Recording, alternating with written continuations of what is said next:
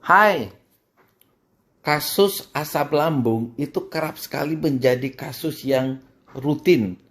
Bahkan ada orang yang masuk rumah sakit itu 2 sampai 3 kali dalam 1 bulan karena alasan asam lambung.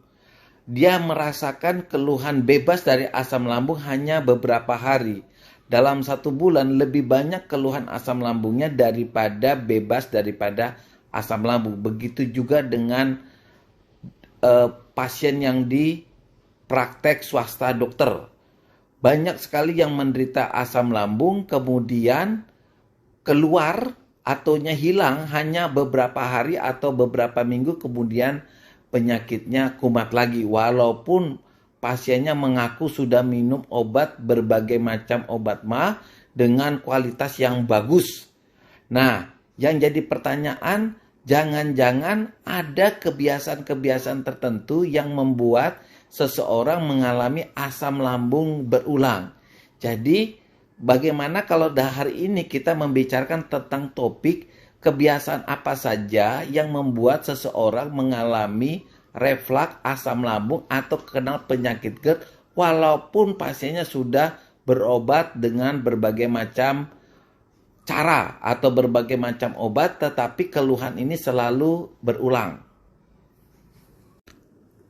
Kebiasaan-kebiasaan yang membuat asam lambung kita sering mengalami kumat itu adalah pertama ya, makan terlalu banyak.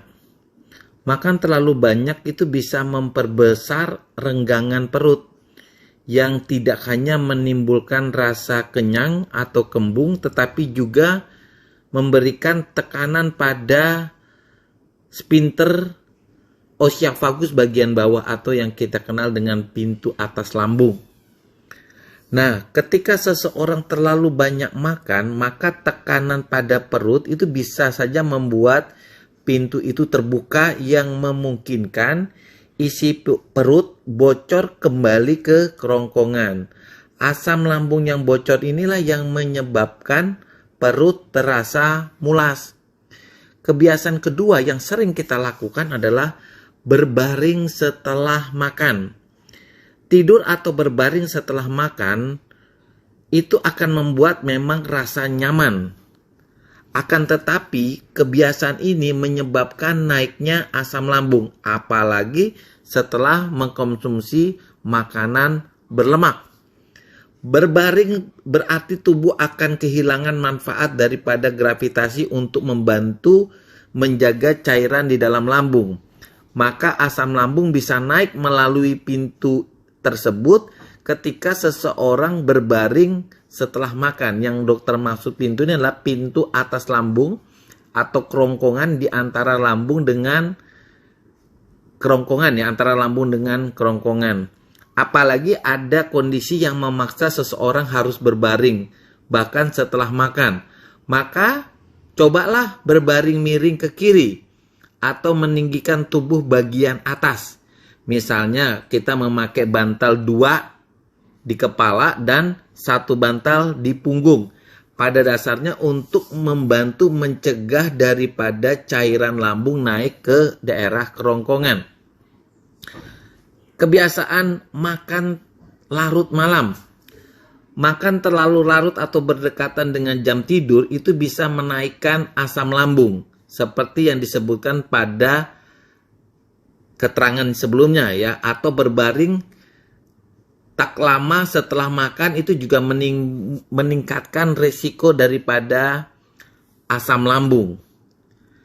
Stres yang kita alami, rutinitas sehari-hari seperti bekerja, sekolah, mengasuh anak, menonton televisi, itu sewaktu-waktu bisa memicu stres.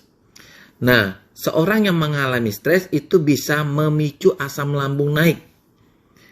Minum air dalam jumlah yang cukup memang baik bagi tubuh, akan tetapi hati-hati jika minum terlalu banyak saat makan. Minum terlalu banyak selama makan itu bisa mengencerkan asam lambung yang dibutuhkan untuk pencernaan. Pastikanlah kita meminum air dalam jumlah yang cukup. Minum cukup air tidak kurang dan tidak lebih itu mampu membantu mencerna makanan.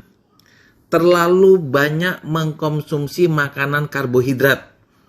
Karbohidrat merupakan makronutrien yang penting bagi tubuh karena dapat menghasilkan energi dalam jumlah besar.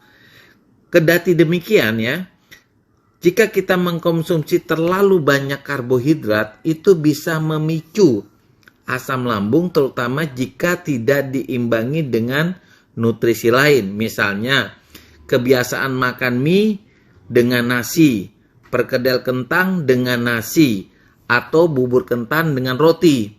Makanan yang mengandung banyak karbohidrat ini itu sama seperti gula akan menyebabkan gas di dalam tubuh kita yang pada akhirnya akan mengakibatkan kembung.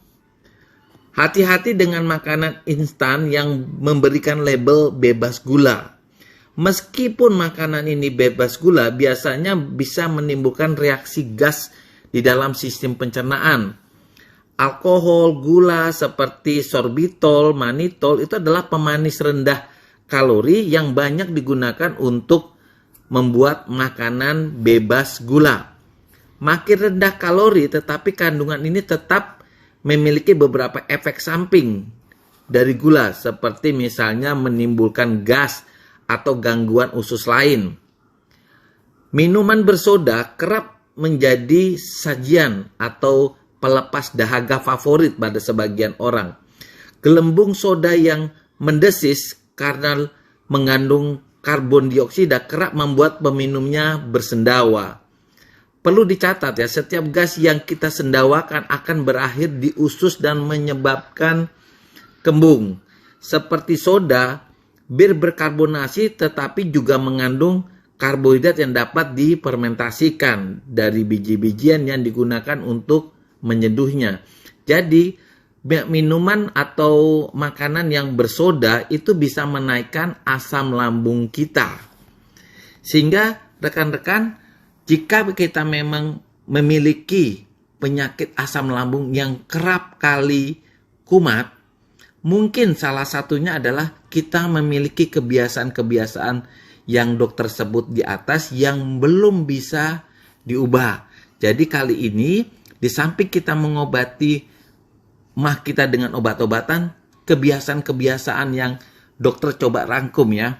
Pertama, makan terlalu banyak itu dikurangi. Kemudian makan larut malam itu dihindari. Hindari juga stres. Hindari minum terlalu banyak saat makan. Hindari terlalu banyak mengkonsumsi makanan karbohidrat. Hindari mengkonsumsi pengganti gula. Hindari juga minuman bersoda. Supaya penyakit asam lambung kita itu tidak selalu kumat atau kita kayak terbiasa dengan penyakit asam lambung ini. Bye.